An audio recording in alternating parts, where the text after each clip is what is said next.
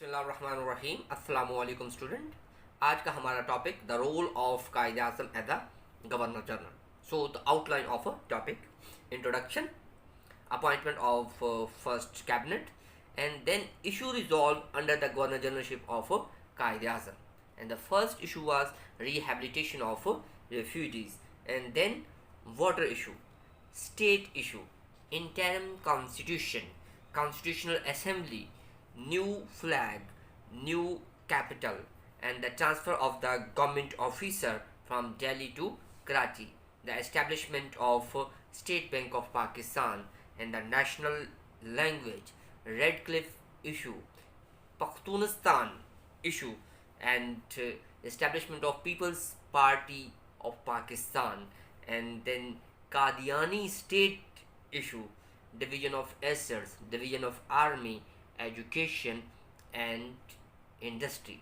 These are the outline of our today's topic. So let's start. Quaid Azam just एक मुख्तसर वक़्त, पाकिस्तान के 4 governor general थे। पहले गवर्नर जनरल कायद आज़म, जो कि 13 माह के मुख्तसर वक़्त के लिए जो थे वो गवर्नर जनरल बने।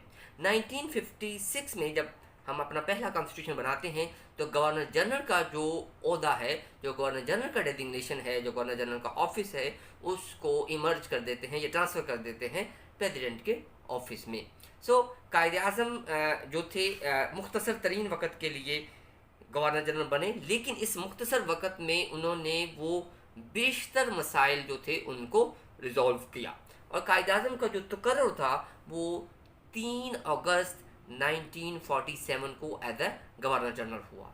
7 अगस्त 1947 को वो दिल्ली से कराची के लिए रवाना होते हैं। 10 अगस्त से लेके 15 अगस्त तक फर्स्ट कॉन्स्टिट्यूशन असेंबली का जो है वो पहला सेशन होता है, और अगले ही दिन यानी कि 11 अगस्त 1947 को कायद आज़म को कॉन्स्टिट्यूशनल असेंबली, जिसको कानून साज असेंबली कहते हैं, उसका प्रेसिडेंट इलेक्ट कर लिया जाता है। और याद रखें कि ब्रिटिश इंडिया में ये दोनों डेजिग्नेशन अलग अलग थे। गवर्नर जनरल का डेजिग्नेशन अलग था और प्रेसिडेंट ऑफ कॉन्स्टिट्यूशनल असेंबली अलग था, क्योंकि कायद आज़म तमाम मामलात को बारीक बीनी से और ख़ुद सुपरवाइज करना चाहते थे, और यही वजह थी कि उन्होंने दोनों जो डेजिग्नेशन थे अपने पास रखे। चौधरी रहमत अली, जो कि पाकिस्तान के 4th प्राइम मिनिस्टर हैं, उन्होंने एक बुक लिखी द इमर्जेंस ऑफ पाकिस्तान, जिसका उर्दू में बाद में ट्रांसलेशन भी हुई ज़ुहूर पाकिस्तान के नाम पे। तो वो अपनी बुक में पेज नंबर 287 में क्या लिखते हैं कि 15 अगस्त 1947 रमज़ानुल मुबारक का आखिरी जुमा, जो कि जुमे का बाबरकत और मुक़द्दस दिन था, जिस दिन कायद आज़म ने गवर्नर जनरल का हलफ उठाया, और उसके बाद कबीना ने हलफ जो था वो उठाया। जब पाकिस्तान वजूद में आया तो ये दुनिया का आबादी के लिहाज से 5वां बड़ा मुल्क और इस्लामिक दुनिया का पहला बड़ा मुल्क था। कायद आज़म से ओथ जो था, हलफ जो था, उस वक़्त के chief justice of Pakistan justice Abdul Rashid ने लिया। हलफ लेने के बाद कायद आज़म को 31 तोपों की सलामी दी गई। फिर कबीना के अपॉइंटमेंट। कबीना हालांकि प्राइम मिनिस्टर की टीम होती है, लेकिन कायद आज़म इतने कंसर्न थे कि उन्होंने खुद कबीना को नॉमिनेट किया, और कबीना में 7 मेंबर थे इंक्लूडिंग प्राइम मिनिस्टर उन्होंने लियाकत अली ख़ान को नॉमिनेट किया, और उसके साथ साथ उनको फॉरेन मिनिस्टर, जो कि दिसंबर 1947 तक रहे, उसके बाद जो थे ज़फ़रुल्लाह खान बन गए, और फिर उसके साथ साथ डिफेंस मिनिस्टर, और इनके साथ 6 मिनिस्टर जो थे वो और थे, जिनमें Nawab Liaquat Ali Khan as a prime minister, और उसके साथ Sardar Abdul Rab Nishtar, Raja Ghazanfar Ali, mister Fazlur Rahman, mister I यानी कि इब्राहिम इस्माइल चंद्रीगढ़, मिस्टर गुलाम मोहम्मद, जो बाद में पाकिस्तान के 3rd गवर्नर जनरल भी बने, और जोगिंदरनाथ मेंडल, ये फर्स्ट कैबिनेट के मेंबर थे। अब याद रखें कि जो पहली नई जो ममलकत बनी, उसको इस किस्म के प्रॉब्लम दरपेश थे कि उसके हेड ऑफ स्टेट ऐसा होना चाहिए था जो 2 कौमी नज़रिए को, जो पाकिस्तान के नज़रिए को, आइडियालॉजी ऑफ पाकिस्तान को बड़ी बारीक बीनी से देखता हो, और जिसके एक इशारे पे पूरी कौम है जो वो कट मरने के लिए तैयार हो। तो इन तमाम हालात में जिना वाज द ओनली पर्सन के जो इन तमाम हालात से गुजर के कौम को सुपरवाइज कर सकते थे। तो कायद आज़म ने अपनी वल्वला अंगेज़ क़यादत, अपनी सियासी बसीरत और क़ुव्वत ईमानी से कौम को इन तमाम मसाइल से निकाला। फर्स्ट मसला, जो फर्स्ट प्रॉब्लम थी, that was the rehabilitation of refugee, मुहाजिरीन का मसला। अब याद रखें, बहुत सारे तो मुहाजिरीन जो थे वो इंडिया से पाकिस्तान इमर्ज होके आए ही थे, लेकिन बहुत सारे मुसलमानों को पाकिस्तान की तरफ धकेला गया, क्योंकि ये कांग्रेस की एक साजिश थी, हिंदुओं और सिखों की एक साजिश थी। इतने कत्लो गारत किए गए, इतने मुसलमान माओ बहनों की इज्जतें लूटी गईं और उनको कहा गया जाएं, अब आपका पाकिस्तान बन गया है तो वहाँ जाएं। ये एक सोची समझी साजिश के तहत भी किया गया। तो कायद आज़म ने एक रेफरेंस के मुताबिक 125 million peoples migrate toward Pakistan. और याद रखें, जब पाकिस्तान बना है तो उसकी टोटल पॉपुलेशन जो थी वो 3 करोड़ 25 लाख थी, अकॉर्डिंग टू सेंसस 1951। इसका मतलब है कि 1/3 रेफ्यूजीज जो थे वो माइग्रेट होके आए थे और उनको सेटल करना it was a not a easy task. तो फिर कायद आज़म ने क्या किया कि एक ministry of rehabilitation of refugees, मुहाजिरीन की आबादकारी की एक मिनिस्ट्री इस्टेब्लिश की, जिसको खुद कायद आज़म सुपरवाइज करते थे। और इस दौरान कई बार वो लाहौर आए ताकि वो मामलात को बड़े करीब से देख सकें। फिर इसके साथ साथ उन्होंने पंजाब मुहाजिर कौंसिल इस्टेब्लिश की, जिसके हेड जो थे वो लियाकत अली खान थे। फिर कायद आज़म रिलीफ फंड वाज इस्टेब्लिश और मुहैयर हजरात को कहा गया कि वो उसमें जो है वो दिल खोल कर उसमें पार्टिसिपेट करें। फिर उसके साथ साथ जो मिनिस्टर्स थे, जो इन्फ्लुएंशियल पर्सनैलिटीज़ थे, उनको कहा गया कि वो जो सरहदी एरियाज़ हैं, जो सराउंडिंग द बाउंड्री एरियाज़ हैं, जहाँ पे सबसे ज़्यादा राइट्स हो रहे थे, कत्ल गारत हो रही थी, कि उन इलाकों को विज़िट करें, लोगों से मिलें, ताकि लोगों को जो है वो इत्मीनान हो। फिर उसके साथ साथ जो थी मुहाजिरीन को ज़ाहिर है सेटल करना था, तो जो यहाँ से हिंदू गए थे, उनके घर छोड़ के गए थे या जो अभी अपनी जायदादें वगैरह छोड़ के गए थे, उनको कैलकुलेट करके यहाँ पे जितनी भी जो फैमिलीज आई हुई थी उनको वो जगह जो थी वो अलॉट की गई। सेकंड इशू, वाटर इशू, नहरी पानी का मसला। अब याद रखें, रेड क्लिफ की नाइंसाफ़ी की वजह से, due to injustice of Sir Radcliffe, एक अलग से हमारा एक टॉपिक होगा इंशाल्लाह आने वाले लेक्चर्स में, 2 हेड वर्कर्स, जिसमें फिरोजपुर हेड वर्कर्स और Madhupur head workers, that was given to India. ये मुस्लिम मेजॉरिटी एरिया में थे और ये इंडिया को दे दिए गए। अब हुआ क्या कि अप्रैल 1948 में इंडिया ने पाकिस्तान का इन हेड वर्कर्स से पानी बंद कर दिया।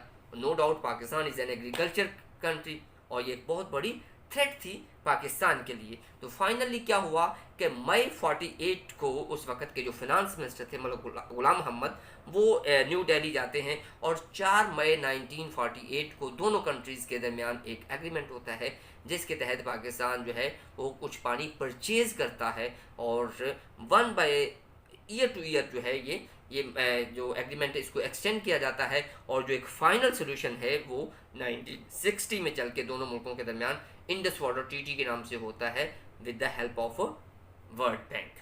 And the next one, state issues. Keep in mind, at the time of the partition 562 states were working और उनका जो टोटल एरिया था वो 1/3 था ऑफ इंडिया और टोटल पॉपुलेशन जो थी वो 1/4 पॉपुलेशन थी। और इसमें स्टेट्स को जो भी ऑप्शन दी गई उसको हम एक अलग से हमारे टॉपिक है उसमें हम डिस्कस करेंगे। लेकिन उस वक़्त की जो 4 बड़ी स्टेट्स थी जिनका इशू, सबसे पहले हैदराबाद दक्कन उस वक़्त की रिचेस्ट स्टेट थी, कीप इन माइंड। और उस पे जो हेड ऑफ स्टेट था उसको निज़ाम कहते थे, जो कि मुसलमान था और मोस्ट जो पॉपुलेशन थी वो नॉन मुस्लिम थी। अब वो पाकिस्तान के साथ इल्हाक करना चाहता था, लेकिन इंडिया ने उन हिंदुओं की साजिश की वजह से निज़ाम को फोर्स किया और बाय फोर्स उसकी स्टेट को 11 सितंबर, जिस दिन कायद आज़म की डेथ होती है, उसी दिन उस पर अपनी आर्मी के थ्रू उस पर कब्जा करते हैं। और same case with the Junagadh and Manavadar. And very important issue that was the issue of Kashmir, Jammu and Kashmir. याद रखें, जम्मू एंड कश्मीर की जो स्टेट है उस वक़्त की अकॉर्डिंग टू एरिया सबसे बड़ी स्टेट थी और 80% जो थी इसमें मुस्लिम पॉपुलेशन थी। और इसमें क्या था कि हेड ऑफ स्टेट जो था वो एक महाराजा था, नॉन मुस्लिम था, सिख था, ठीक है। और इंडिया ने उसको भी बाय फोर्स हालांकि इस पे हम अलग से एक लेक्चर है कि कश्मीर इशू पे क्या इसकी रियलिटीज़ क्या थी और उस वक्त क्या हुआ। तो फिर 48 में जंग भी हुई, तो खैर एक अलग इशू है, लेकिन इंडिया ने बाय फोर्स उसको कैप्चर किया और आज तक ये मसला जो है it is a bone of contention between Pakistan and India. फिर उसके बाद जो एडमिनिस्ट्रेटिव इश्यूज उस वक्त पैदा हुए, तो कायद आज़म ने उनको रिजॉल्व करने के लिए सबसे पहले एक वफाकी कबीना तश्कील दी और लियाकत अली ख़ान को जो था वो उसका कबीना का हेड यानी कि प्राइम मिनिस्टर लगाया। फिर उसके बाद 3 जनवरी 1948 को पाकिस्तान ने अपनी नया सिक्का जो था, अपनी जो करेंसी थी वो जारी की और 1 जुलाई 1948 को पाकिस्तान ने अपना स्टेट बैंक जो था वो इस्टेब्लिश किया और फिर 25 फरवरी 1948 को जो थे वो मिनॉरिटीज़ उर्दू को जो नेशनल लैंग्वेज का दर्जा दे दिया गया। उसके बाद है जी इंटरिम कॉन्स्टिट्यूशन की अगर हम बात करते हैं तो हमारे पास ज़ाहिर है जब पाकिस्तान बना तो हमारे पास अपना कोई कॉन्स्टिट्यूशन नहीं था। तो फिर क्या किया गया, एक्ट ऑफ 1935 को बहुत सारी अमेंडमेंट के तहत उसको हमने अप्लाई किया और फिर हम जानते हैं, मैं पहले बता चुका हूँ कि कायद आज़म जो थे वो फर्स्ट कॉन्स्टिट्यूशनल असेंबली के जो थे वो प्रेसिडेंट बने। 22 दिसंबर 1947 को कायद आज़म पाकिस्तान के पहले चीफ स्काउट की हैसियत से उन्होंने इस ओहदे का हलफ लिया और सेम ही डे में उन्होंने रेड क्लिफ सोसाइटी का जो क़याम था वो अमल में लाया गया और 3 फरवरी 1948 को जो पाकिस्तान में मिनॉरिटीज़ थे उनकी प्रोटेक्शन के हवाले से कायद आज़म ने एक स्टेटमेंट इशू की। उसके बाद है जी कॉन्स्टिट्यूशनल असेंबली, कानून साज असेंबली। कॉन्स्टिट्यूशनल असेंबली में जो 69 मेंबर थे पहले, और ये वो लोग थे जो यूनाइटेड इंडिया की असेंबली के मेंबर थे और अब वो एरिया जो पाकिस्तान का हिस्सा बन गए थे ये 69 मेंबर उन एरिया से बिलोंग करते थे। लेकिन बहुत सारे लोग जो इलेक्टेड थे जो लेकिन वो हिस्सा जो था वो इंडिया में रह गया, लेकिन उन एरियाज़ के वो इलेक्टेड थे, जिनकी बेस्ट एग्जांपल लियाकत अली ख़ान थे। लियाकत अली ख़ान इंडियन पंजाब से इलेक्टेड थे, वो माइग्रेट होकर पाकिस्तान आए। कुछ ऐसे मेंबर और जो स्टेट जो थी जो पाकिस्तान में इमर्ज हुई तो वो 10 के करीब जो थे ऐसे मेंबर्स जो थे वो भी असेंबली में ऐड हुए। तो फाइनली जो फर्स्ट कॉन्स्टिट्यूशनल असेंबली के जो टोटल मेंबर थे वो 79 थे और कायद आज़म इसके सदर थे, जिन्होंने अपने सदर का हलफ जो था 11 अगस्त 1947 को उठाया। फिर उसके बाद है न्यू परचम का एक मसला और 11 अगस्त को ही सेम डे में ही 1947 को कायद आज़म ने इसी कानून साज असेंबली से जो परचम के डिज़ाइन के बारे में जो थी वो राय ली और उसमें यह था कि मुस्लिम लीग का जो पहले फ्लैग था वो ग्रीन था, तो उसमें एक सफ़ेद पट्टी को शामिल कर लिया गया ताकि वो मिनॉरिटीज़ की रिप्रेजेंटेशन करेगी और 11 अगस्त 1947 को ही परचम की मंजूरी दे दी गई और कराची में मौलाना शबीर अहमद उस्मानी और ढाका में मौलाना ज़फ़र अहमद उस्मानी ने पाकिस्तान का परचम जो था लहराया। उसके बाद है न्यू कैपिटल। पाकिस्तान कायद आज़म ने पाकिस्तान बनने के बाद कराची को ही क्यों, ये बहुत क्वेश्चन है जो अक्सर CSSC और अक्सर इंटरव्यू में पूछा भी जाता है कि कराची को ही कायद आज़म ने क्यों फर्स्ट कैपिटल इस्टेब्लिश किया। याद रखें उस वक़्त बंगाल और पंजाब 2 बड़े सूबे थे, लेकिन ये उस वक़्त डिवीज़न के प्रोसेस से गुजर रहे थे, तकसीम के प्रोसेस से गुजर रहे थे और दोनों ही सूबों के अंदर बहुत ज़्यादा रेस्टलेस अफरा तफरी पाई जाती थी। KP के अंदर जो थी उस वक़्त प्रो कांग्रेस हुकूमत थी और वहाँ पे एक अजीब शोशा था और बलूचिस्तान को उस वक़्त जो था वो अभी तक सूबे का दर्जा ही नहीं मिला था, वहाँ पे एडमिनिस्ट्रेटिव मशीनरी ही नहीं थी।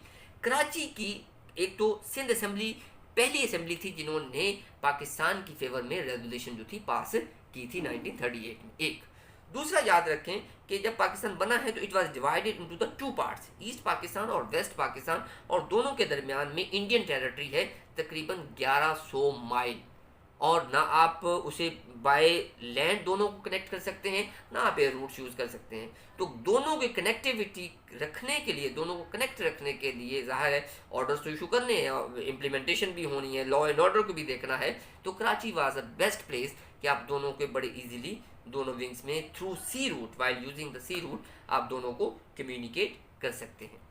फिर उसके बाद है गवर्नमेंट ऑफिसर्स की मुंतकिली। अब ये हुआ कि अगस्त के स्टार्ट में ही या जुलाई के एंड में ही बहुत सारे जो मुसलमान ब्यूरोक्रेट्स थे उनको इंडिया में दूर दराज इलाकों में ट्रांसफ़र कर दिया गया। ये भी एक कॉन्स्पेरेसी के तहत कि अच्छा जी अभी तो वो पहले तो बात वो पाकिस्तान आएंगे ही नहीं, अगर वो पाकिस्तान आएंगे ठीक है तो आते आते इतना लेट हो जाएंगे। फाइनली क्या हुआ, 14 अगस्त 1947 तक जस्ट 1/3 जो ऑफिसर्स थे उन्होंने कराची में आके रिपोर्ट की थी, और बहुत सारे जो थे दिल्ली में अभी तक रुके हुए थे, दिल्ली में होल्ड थे, क्योंकि वो हिंदुओं और सिखों के जो राइट्स थे उसकी वजह से डरे हुए थे, वो अपनी फैमिली को लेके मूव नहीं कर रहे थे। तो फिर उस वक्त कायद आज़म ने एक कंपनी टाटा एयर कंपनी से एक एग्रीमेंट किया जिसके तहत 26 फ्लाइट की गई, 26 फ्लाइट बाय एयर इन जो ऑफिसर्स थे उनको न्यू दिल्ली से कराची ट्रांसफ़र किया गया। And then establishment of state bank. याद रखें कायद आज़म ने very first day Quaid Azam consider कि जो इकोनॉमी है is the backbone of any country, और आपको अपनी न्यू करेंसी और नए बैंक को आप जब तक इस्टेब्लिश नहीं करते आपकी इकोनॉमी इस्टेब्लिश नहीं होगी, और जब तक इकोनॉमी इस्टेब्लिश नहीं होगी आप मुल्क को अपने पाँव पे खड़ा नहीं कर सकते। तो कायद आज़म ने 1 जुलाई 1948 को ही स्टेट बैंक का इफ्तिताह किया। हालांकि उस वक्त कायद आज़म कोयटा में मुकीम थे, उनकी तबीयत नासाज थी, इस नासाजी की बावजूद जो थे वो कराची में जो इफ्तिताही तकरीब थी उसमें शरीक हुए, और उससे पहले ही तकसीम के फ़ौरन बाद ही जो करेंसी थी, ज़ाहिर है यूनाइटेड इंडिया की करेंसी चल रही थी, लेकिन जो करेंसी पाकिस्तान के हिस्से में आई उसमें पाकिस्तान की स्टैम्प्स जो थी वो लगा दी गई।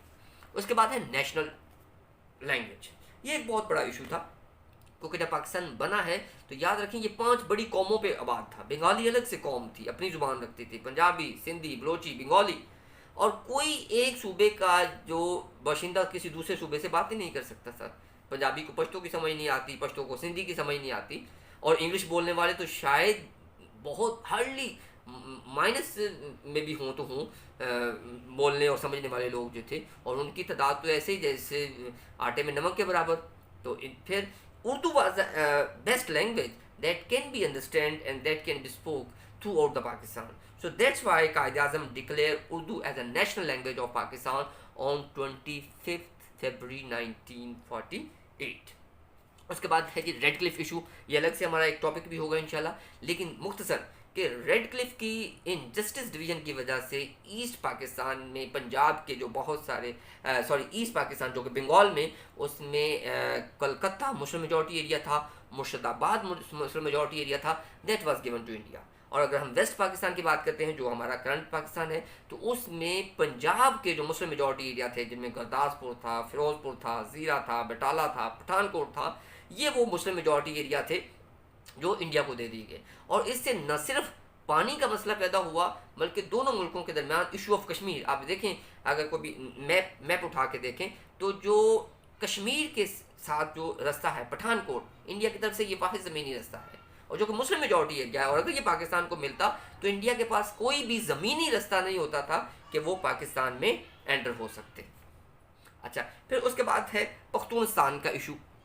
अब खैबर पख्तूनख्वा में जो सरहदी गांधी जिनको खान अब्दुल गफ्फार खान कहा जाता था, ये प्रो गांधी सोच रख के चलते थे, और 46-47 के इलेक्शन में 45-46 के इलेक्शन में अनफॉर्चुनेटली मुस्लिम लीग 17 सीट विन करने के बावजूद यहाँ पे हुकूमत ना बना सकी। ये खाकसार पार्टी थी, इन्होंने कांग्रेस की फेवर से यहाँ पे हुकूमत बनाई।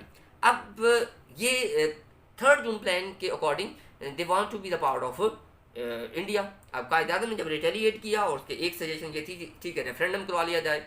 अब ये रेफरेंडम के ख़िलाफ़ लोगों को उभारा गया, लेकिन जब रेफरेंडम में नाकाम हुए तो यही जो खान अब्दुल गफ्फार खान थे इन्होंने एक नया शोशा छोड़ दिया पख्तूनस्तान का, ठीक है। फिर कायद आज़म ने इसको भी बुरी तरह इसको काउंटर किया, और इसमें ज़ुहूर पाकिस्तान पेज नंबर 339 में ही चौधरी मोहम्मद अली लिखते हैं कि जाहिर है फिर इन तमाम हालात में कायद आज़म को 21 अगस्त 1947 को खान साहब की वजारत को जो था वो डिसमिस करना पड़ा। अब जब इस शोशे से बाहर आए तो उन्होंने अपनी एक नई पार्टी बना ली, पीपल्स पार्टी ऑफ पाकिस्तान के नाम से 13 मई 1948 को। अब ये वो पार्टी थी जो कि मुकम्मल तौर पे एंटी पाकिस्तान काम कर रही थी और फाइनली इसको 17 मई 1948 को इसको बैन कर दिया गया, इस पार्टी की पॉलिटिकल एक्टिविटीज़ को बैन कर दिया गया और डॉक्टर साहब को जो था उनको, खान साहब को अरेस्ट कर लिया गया। इसके साथ साथ एक और बड़ा गंभीर किस्म का मसला, कादियानी रियासत का मंसूबा। अब कादियानी उस वक़्त ये चाह रहे थे कि रियासत पाकिस्तान में ही उनको एक अलग से एक रियासत के अंदर एक रियासत मिल जाए जहाँ पे वो अपने तमाम मामलात जो हैं उनको वो चलाते रहें। और उस वक़्त तक उनकी नज़र बलूचिस्तान पे थी क्योंकि बलूचिस्तान अभी तक सूबा नहीं बना था और वो चाहते थे कि ये बलूचिस्तान जो है ये अलग से इसको कादियानी स्टेट डिक्लेयर कर दिया जाए। और कायद आज़म बड़े विजिलेंटली उनको ऑब्ज़र्व कर रहे थे और उनकी इस चाल को जब कायद आज़म ने नाकाम बनाया तो यही वजह थी कि पाकिस्तान के जो पहले तो Liaquat Ali Khan defence foreign minister थे और उसके बाद जो थे वो ज़फ़रुल्लाह खान फॉरेन मिनिस्टर बने और यही शायद वजह थी कि वो कायद आज़म के जनाजे में भी उन्होंने शिरकत नहीं की थी। उसके बाद है डिवीज़न ऑफ एसेट्स, असासों की तकसीम। अब जो यूनाइटेड इंडिया में एक रिज़र्व बैंक काम कर रहा था जिसके जो टोटल असासे थे वो 400 बिलियन थे, 400 करोड़ थे। उसमें पाकिस्तान का जो शेयर था वो 750 मिलियन था। अब पाकिस्तान के हिस्से का 200 मिलियन जो थे यानी कि 2 करोड़ देने के बाद बाकिया रकम देने से इनकार कर दी गई और उस वक़्त के फिर जो फिनांस मिनिस्टर थे मिस्टर गुलाम मोहम्मद कायद आज़म की एडवाइस पे न्यू दिल्ली गए, वहाँ पे निगोशिएट किए। फिर गांधी ने कांग्रेस को थोड़ा प्रेशराइज भी किया इस मामले में, तो फिर कांग्रेस ने 500 मिलियन जो थे पाकिस्तान को सेकंड इंस्टॉलमेंट में रिजॉल्व किए। अब देखें, रकम रोकने का आपको हिस्सा नहीं मिल रहा और हिस्सा रोकने का मतलब क्या था कि जी पाकिस्तान को किसी न किसी तरह से क्रैश किया जाए, नुकसान पहुंचाया जाए। And the 50 million is a still pending from Indian side. फिर उसके बाद डिवीजन ऑफ आर्मी। अब first of all British and Congress they were not agree to in the division of the army और फाइनली जब कायद आज़म ने उसको निगोशिएट किया, pressurise किया तो इस बात पे एग्री हुए ठीक है आर्मी के बारे में ये रूल होगा कि जो जिसका चाहे, कोई ये नहीं है कि मुसलमान पाकिस्तान में चले जाएं या नॉन मुस्लिम इंडियन आर्मी में आ जाए, नहीं, जिस सोल्जर का जहाँ जिस आर्मी को ज्वाइन करना चाहता है कर सकता है। लेकिन डिवीजन जो एसेट्स थी, आर्मी की जो एसेट्स थी, आर्मी की जो असले की डिवीजन थी वो 36% पाकिस्तान को मिलेगा और 64 जो है इंडिया को मिलेगा। और इस पर्पज़ के लिए उस वक्त के commander in chief General Auchinleck was appointed और यहाँ पर भी इंडिया ने इतनी प्रॉब्लम क्रिएट की कि General Auchinleck resign from his office and went to England. अब वहाँ पे क्या हुआ कि वो मामलात वैसे के वैसे रहे और पाकिस्तान को सिर्फ वही असला मिला जो पाकिस्तान के हिस्से में आने वाले कैंटोनमेंट के अंदर था। और मीनवाइल हम जनवरी 48 में कश्मीर के अंदर वॉर में भी चले जाते हैं। फिर उसके बाद ऑर्डिनेंस फैक्ट्रीज़ की बात कर लें, 16 ऑर्डिनेंस फैक्ट्री जो थी वो काम कर रही थी। अनफॉर्चुनेटली एक भी ऑर्डिनेंस फैक्ट्री जो थी, असला साज फैक्ट्री, पाकिस्तान के हिस्से में नहीं आई थी। India was not ready to even transfer a single factory to Pakistan और बहुत सारे निगोशिएशन के बाद ये फैसला हुआ, अच्छा ठीक है हम भेज देते हैं लेकिन भेजेंगे नहीं, आपकी कंपनसेशन में हम 60 मिलियन रुपीज़ देंगे ताकि कोई ना कोई डिलेइंग टैक्टिक्स जो है वो पैदा होते रहें। उसके बाद एजुकेशन पे आते हैं। क्या हमें पाकिस्तान के वक्त तालीमी एतबार से पाकिस्तान दुनिया का पसमानदा तरीन इलाका था। 1951 के सेंसस के अकॉर्डिंग पाकिस्तान की जो लिटरेसी रेट था वो सिर्फ और सिर्फ 16% था और कायद आज़म ज़ाहिर है तालीम की अहमियत को जानते थे। जो फर्स्ट एजुकेशन कॉन्फ्रेंस हुई जिसमें Fazlur Rahman first education minister थे, तो 27 नवंबर 1947 को तो कायद आज़म ने वहाँ पे अपना एक मैसेज भेजा था और वो मैसेज क्या था, तालीम की अहमियत सब पर वाज़िया है। 1 सदी से ज़ायद अरसे तक गैर मुल्की मुसल्लत जो तसलसल का जो नतीजा है सिर्फ और सिर्फ तालीम से दूरी ही है। और सर सैयद अहमद ख़ान भी इस बात को समझ चुके थे कि अगर आप तरक्की करना चाहते हैं तो पहले तालीम हासिल करें। और अगर कायद आज़म ने क्या कहा था कि अगर हम हकीकी मायनों में तेज़ तरक्की चाहिए तो हमें फिल फॉर अपनी एजुकेशन को जो है वो प्रमोट करना होगा। इंडस्ट्री तकसीम के वक्त इंडिया में 921 बड़े इंडस्ट्रियल यूनिट थे और उनमें पाकिस्तान के हिस्से में कितने आए, जस्ट 34। और उसमें से भी जो ज़्यादातर हिंदू इंडस्ट्रियलिस्ट थे वो जाते हुए बहुत सारी इंडस्ट्री को वैसे ही नुकसान पहुंचा के चले गए। बहुत सारी इंडस्ट्रीज को वैसे ही तबाह हाल जो थे वो छोड़ गए। और यही वजह थी कि कायद आज़म ने सनदी तरक्की के लिए जो थी एक खुसूसी तवज्जो दी, और पहली जो पाकिस्तान में इंडस्ट्री का जो उन्होंने इफ्तिताह किया 26 सितंबर, यानी कि जस्ट पाकिस्तान बनने के 1 महीने 12 दिन बाद ही पहली इंडस्ट्री जो टेक्सटाइल इंडस्ट्री थी उसका कराची में इफ्तिताह किया।